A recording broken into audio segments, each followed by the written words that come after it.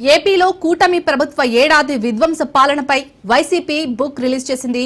జగన్ అంటే నమ్మకం, చంద్రబాబు అంటే మోసం పేరుతో పుస్తకాన్ని party state coordinator Sajjala Ramakrishna Reddy విడుదల చేశారు. కూటమి ఏడాది పాలనంతా విధ్వంసమే అన్నారు. కూటమి ప్రభుత్వం ఒక్క హామీని కూడా అమలు చేయలేదని, రెడ్ బుక్ రాజ్యాంగాన్నే అమలు చేశారన్నారు. దీనికి వాస్తవాలు ఆధారాలతో వైఎస్ఆర్సీపీ పుస్తకాన్ని తెచ్చామన్నారు. 5 కోట్ల మంది ప్రజలకు చంద్రబాబు ఎలా వెన్నుపోటు పొడిచారో వివరించామని తెలిపారు. జగన్ పాలన రాష్ట్ర ప్రజలకు బంగారు భవిష్యత్తు లాంటిదని సజ్జల చెప్పుకొచ్చారు.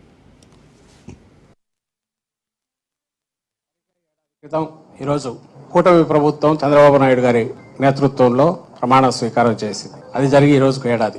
బహుశా సాధారణంగా ఒక ప్రభుత్వం తర్వాత ఒక ప్రభుత్వం వచ్చినప్పుడు కొద్దిగా తేడాలు అటు ఇటుతో ప్రభుత్వం అనేది ఒక మామూలు దీనిగా జరుగుతుంటుంది పాలనా వ్యవహారాలు. కానీ 2019-24 మధ్య ఇంతే ల్యాండ్ స్లైడ్ విక్టరీతో ఇంతకంటే ఎక్కువ, ఎందుకంటే ఒకే పార్టీ ఒక సింగిల్ పార్టీగా వైఎస్ఆర్సీపీ పోటీ చేసి ఆ రోజు 151 సీట్లతో గెలిచినప్పుడు ఇదే రకంగా ఒక ఘనమైన విజయంతో 19లో పాలన మొదలుపెట్టారు జగన్మోహన్ రెడ్డి గారు. సో అప్పటికి ఒక గేట్వై ఏర్పాటు చేశారు, ఒక కొలమానం కొలబద్ద 19-24 మధ్య తన పాలనతో జగన్మోహన్ రెడ్డి గారు. 24 అంటే ఏడాది క్రితం చంద్రబాబు నాయుడు గారు మళ్ళీ అధికారంలోకి వచ్చారు. 3 పార్టీలు కలిసి అత్యంత భారీ మెజారిటీతో అధికారంలోకి వచ్చాడు. 3 పార్టీలు కలిసి అప్పటి నుంచి ఈ సంవత్సరం అయింది. ఇప్పుడు సహజంగానే జగన్మోహన్ రెడ్డి గారి పాలనలో తొలి ఏడాది, చంద్రబాబు నాయుడు గారి పాలనలో తొలి ఏడాది ఎట్లుంటుంది అనేది కంపారిజన్ రాష్ట్ర ప్రజలందరూ గమనిస్తున్నారు.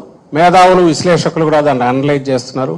సహజంగానే అంతటి ఘనమైన పాలన అందించిన పార్టీగా వైఎస్ఆర్సీపీ ఈ రోజు ఈ రెండింటిని బేరీజు వేసి ఇది వాస్తవ చిత్రం అని చూపే ప్రయత్నం చేసింది. అందులో భాగంగానే జూన్ 4న ఒక్క హామీని కూడా నిలబెట్టుకోకుండా పూర్తిగా అలవిగాని హామీలు ఇచ్చి భ్రమలో పెట్టి చంద్రబాబు నాయుడు గారు అధికారంలోకి వచ్చారు అని ముందు నుంచి చెప్తున్నాము.